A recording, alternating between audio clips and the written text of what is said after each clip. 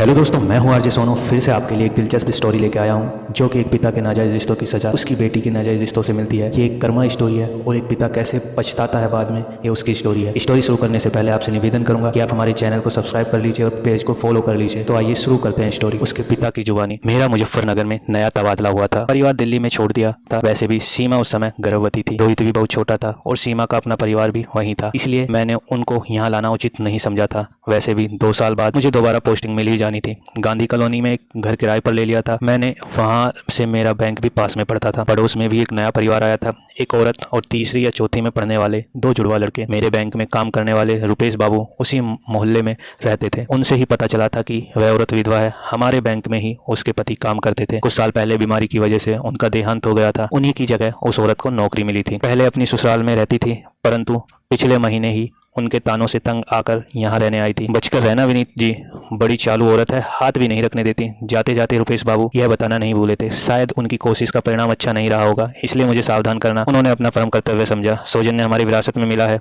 और पड़ोसियों के प्रति स्नेह और सहयोग की भावना हमारी अपनी कमाई है। इन तीनों गुणों का हम पुरुष वर्ग पूरी ईमानदारी से जितना यत्न तब और भी करते हैं जब पड़ोसी में एक सुंदर स्त्री रहती है।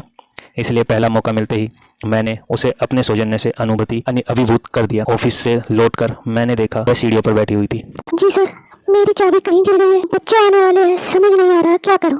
आप परेशान ना हो, आओ मेरे घर में आ जाओ। जी मेरा मतलब है आप अंदर चल कर बैठिए, तब तक मैं चाबी बनाने वाले को लेकर आता हूँ। जी मैं यही इंतजार कर लूंगी। जैसी आपकी मर्जी। थोड़ी देर बाद रिया जी के घर की चाबी बन गई और मैं उनके घर में बैठकर चाय पी रहा था। आधे घंटे बाद उनके बच्चे भी आ गए। दोनों मेरे बेटे रोहित की उम्र के ही थे। पल भर में ही मैंने उनका दिल जीत लिया था।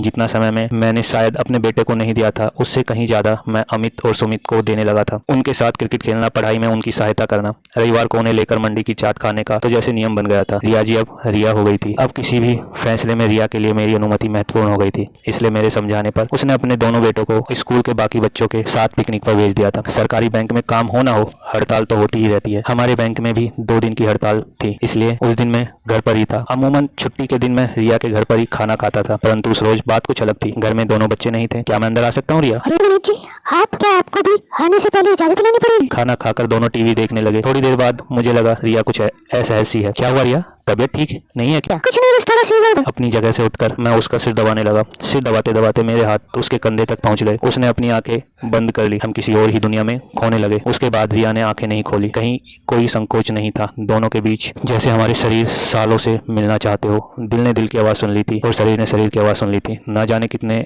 देर हम दोनों एक दूसरे की बाहों में बंधे चुपचाप लेटे रहे। दोनों के बीच की खामोशी को मैंने ही तोड़ा। मुझसे नाराज तो नहीं हो? नहीं, परंतु अपने आप से हूँ। आप शादीशुदा हैं और रिया, सीमा से मेरी शादी महज एक समझौता है जो हमारे परिवारों के बीच हुआ था, बस उसे ही निभा रहा हूँ। प्रेम क्या होता है यह मैंने तुमसे मिलने के बाद ही जाना, परंतु विवाह? रिया, क्या 7 फेरे प्रेम को जन्म दे सकते हैं? 7 फेरों के बाद पति पत्नी के बीच इसका होना तय तो होता है, परंतु प्रेम का नहीं।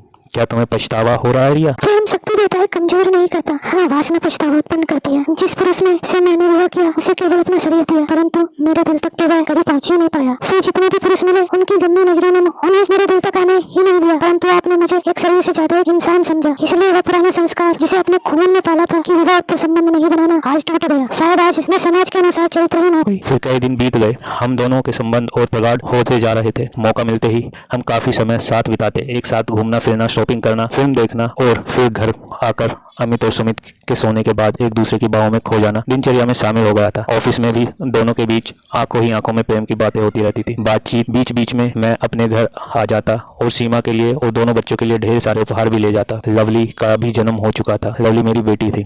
देखते ही देखते 2 साल बीत गए। अब सीमा मुझ पर तबादला करवा लेने का दबाव डालने लगी थी। इधर रिया भी हमारे रिश्ते का नाम तलाशने लगी थी। मैं अब इन दोनों औरतों को नहीं संभाल पा रहा था।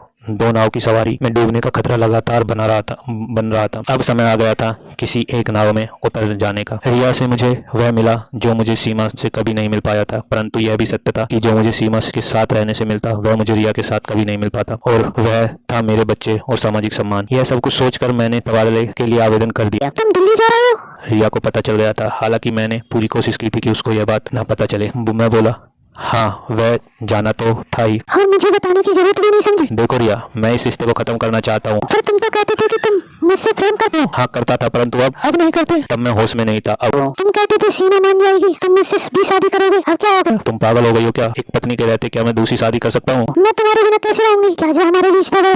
रिया देखो, मैंने तुम्हारे साथ कोई जबरदस्ती नहीं की। जो भी हुआ उसमें तुम्हारी भी मर्जी शामिल थी। तुम मुझे छोड़ने का निर्णय ले रहे हो। ठीक है, मैं समझ सकती हूँ, तुम्हारी पत्नी है, बच्चे हैं। दुख मुझे इस बात का है कि तुमने मुझे एक बार भी बताना जरूरी नहीं समझा। अगर मुझे पता नहीं चलता तो तुम शायद मुझे बिना बताए ही चले जाते। क्या मेरे प्रेम को इतने सम्मान की अपेक्षा नहीं करनी चाहिए थी? तुम्हें मुझसे किसी भी तरह की अपेक्षा नहीं करनी चाहिए थी। मतलब तुमने मेरा इस्तेमाल किया और अब मन भर जाने पर मुझे। हाँ किया, जाओ क्या कर लोगी? मैंने मजा किया तो क्या तुमने नहीं किया? पूरी कीमत चुकाई है मैंने। बताऊं तुम्हें कितना खर्चा किया है मैंने तुम्हारे ऊपर? कितना नीचे गिर गया था मैं, कैसे बोल गया था मैं। वह सब यह भी जानता था कि रिया ने कभी खुद पर या अपने बच्चों पर ज्यादा खर्चा नहीं करने दिया था। उसके अकेलेपन को भरने का दिखावा करते करते मैंने उसी का फायदा उठा लिया था। मैं तुम्हें बताऊंगी कि मैं क्या कर सकती हूँ। आज जो तुमने मेरे साथ किया है वह किसी और लड़की के साथ ना करो। इसके लिए तुम्हें सजा मिलनी जरूरी है। तुम जैसा इंसान कभी नहीं सुधरेगा। मुझे शर्म आ रही है कि मैंने तुमसे प्यार किया। उसके बाद रिया ने मुझ पर रेप का केस कर दिया। केस की बात सुनते ही सीमा, मेरी ससुराल वालों और परिवार वाले सभी मुजफ्फरनगर आ गए। मैंने रो रो कर सीमा से माफी मांगी। अगर मैं किसी और पुरुष के साथ संबंध बनाकर तुमसे माफी की उम्मीद करती तो क्या तुम मुझे माफ कर देते विनीत? मैं एकदम चुप रहा। क्या जवाब देता? चुप क्यों? बोलो। शायद नहीं, शायद हाँ हाँ हाँ, यकीनन तुम मुझे माफ नहीं करते। पुरुष जब बेवफाई करता है तो समाज स्त्री से ही माफ कर आगे बढ़ने की उम्मीद करता है, परंतु जब यही गलती की स्त्री से होती है तो समाज उसे कई और नाम दे डालता है। जिस स्त्री से मुझे नफरत होनी चाहिए थी, मुझे उस पर दया भी आ रही थी और गर्व भी हो रहा था, क्योंकि इस पुरुष भी समाज को चुनौती देने की कोशिश उसने ही की थी। तो तुम मुझे माफ नहीं, मैं उसके जैसी साहसी नहीं हूँ। लेकिन एक बात याद रखना, तुम्हें माफ एक माँ कर रही है, एक पत्नी और एक स्त्री। अपराधी तुम हमेशा रहोगे। शर्म से गर्दन झुक गई थी मेरी। पूरा मोहल्ला रिया पर थू कर रहा था। वैसे भी हमारा समाज कमजोर को हमेशा दबाता रहा है। फिर एक अकेली जवान विधवा के चरित्र पर उंगली उठना बहुत आसान था। उन सभी लोगों ने रिया के खिलाफ गवाही, जिनके प्रस्ताव को उसने कभी न कभी ठुकराया था। अदालत में रिया केस हार गई थी। जज ने उस पर मुझे बदनाम करने का इल्जाम लगाया। अपने शरीर को स्वयं पर पुरुष को सौंपने वाली स्त्री सही कैसे हो सकती थी, और वह भी तब जब वह गरीब हो। रिया के पास न शक्ति बची थी न पैसे, जो वह केस हाई कोर्ट ले जाती। उस शहर में भी उसका कुछ नहीं बचा था। अपने बेटों को लेकर वह शहर छोड़कर चली गई। जिस दिन वह जा रही थी मुझसे मिलने आई थी। आज जो भी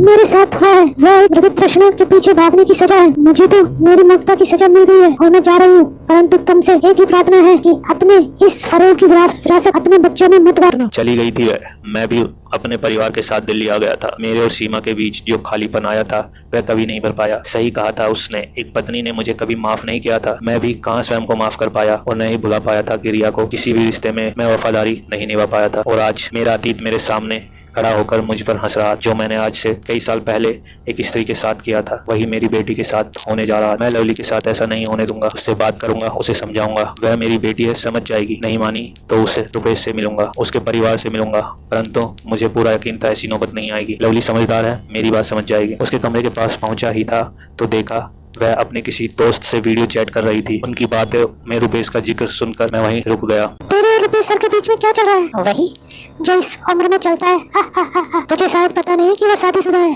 पता है, फिर भी लवली देख यार, जो इंसान अपनी पत्नी के साथ वफादार नहीं है वो तेरे साथ क्या होगा? क्या पता कल तुझे छोड़कर मुझे लड़के नहीं, मैं लड़कों को छोड़ती हूँ तो सुनाई नहीं रही है यार।